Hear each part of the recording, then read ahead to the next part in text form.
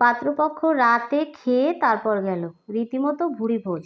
Roast, খাসির রেজালা, পুকুরের বড় কাতল মাছ, আরিচা ঘাটের তাজা ইলিশ, বাদ ছিল না কোনো কিছুই।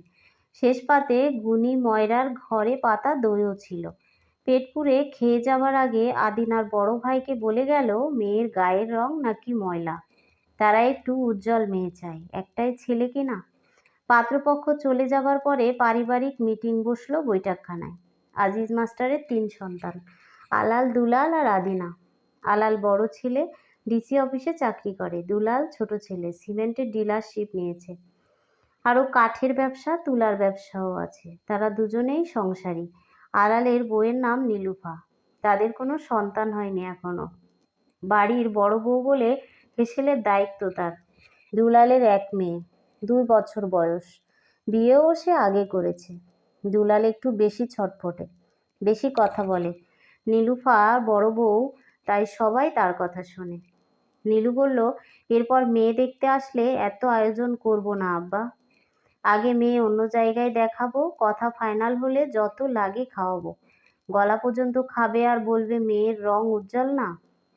আলাল বলল, আহ চুপ করো তো। দুলাল বলল, কি যে বলেন ভাবি, পাত্রপক্ষ না খাওয়াইলে চলে? আমাগো মাইয়া কালা, এটা স্বীকার করতে হইব। আরও কয়বার খাওয়ান লাগে দেখেন। নীলুফা ঠোঁটকাটা স্বভাবের।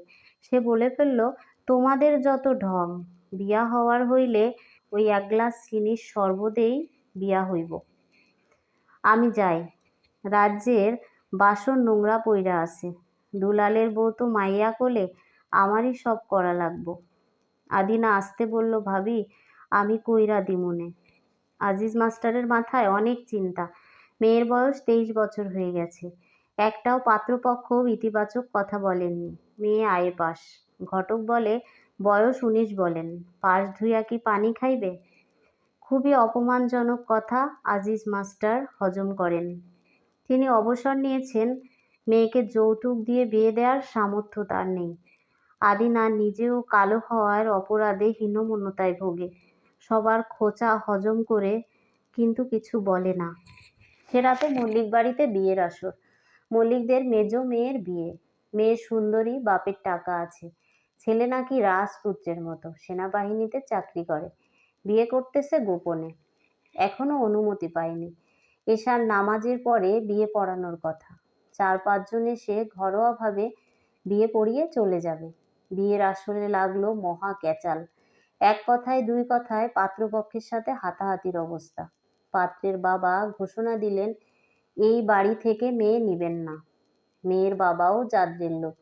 তিনি বললেন, আমার মাইয়া না নিয়া গেলে মুখ দেখাইতে পারবেন সমাজে? বিয়ার আসর থিকা বউ না নিয়া ফেরে ভাদাইম্মা। ছেলের বাবা বের হলেন। ছেলের ফুপা স্থানীয় স্কুল মাস্টার। তাকে বললেন, আকমল, রাইতের মধ্যে মাইয়া চাই, বিয়া দিয়া বউ নিয়া ফিরব। আকমল সাহেবের তার মাথায় হাত। এত রাতে কোথায় মেয়ে পাওয়া যাবে? হঠাৎ মনে পড়ল তার প্রাক্তন সহকর্মী আজিজ মাস্টারের একটা মেয়ে আছে।